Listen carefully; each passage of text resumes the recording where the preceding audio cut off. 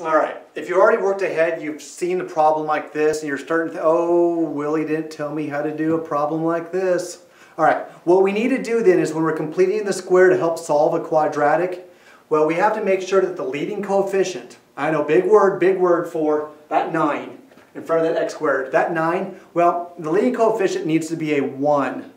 When it's a 1, then we can accurately complete the square. So to get it to be a 1, I need to think of, well, how do I get rid of that 9? Aha. What do I do to one side of the equation? I do to the other. So let's divide both sides by 9.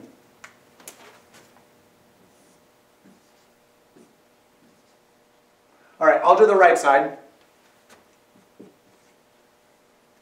Actually, I'm going to bounce it up a little bit higher up here. All right, you got the left side done? All right, remember this 9, we have to divide it into each of those terms. So 9x squared divided by 9 is an x squared. I'm liking it. Looks like I'm killing a fraction. Minus 6x divided by 9 minus 2/3 x. No longer killing a fraction. And the last one, negative 4 over 9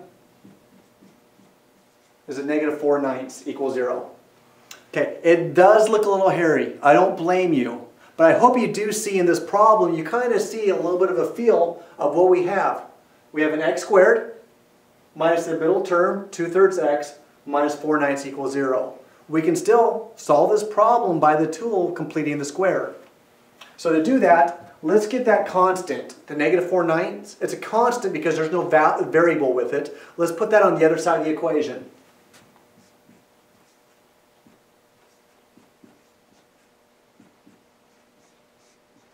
And remember, we're not just putting it on the other side. We're actually adding 4/9 to both sides of the equation, and that's why it appears over there.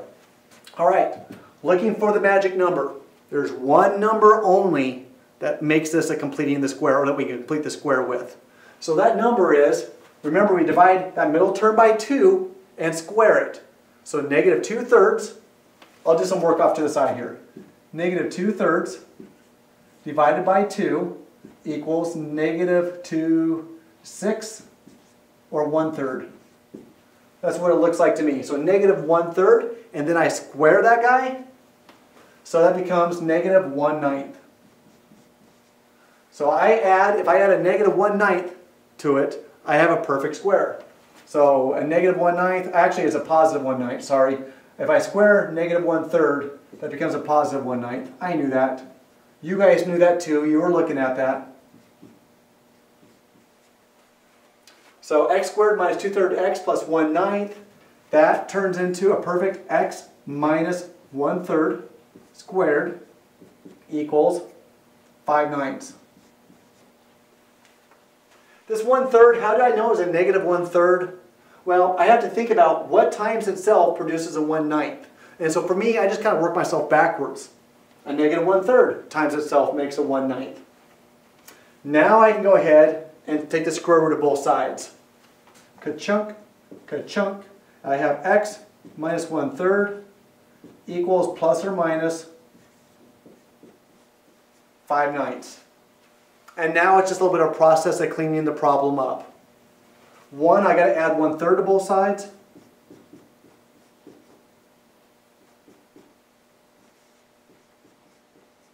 And I also see I have a square root of 9 in the denominator over there.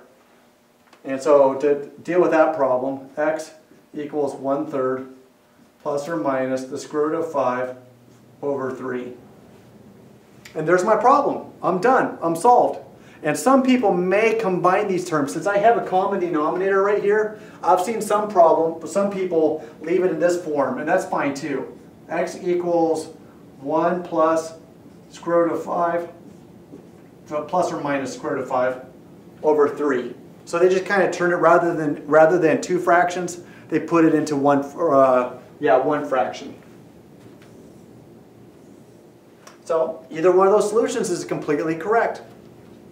Thanks for playing along, guys.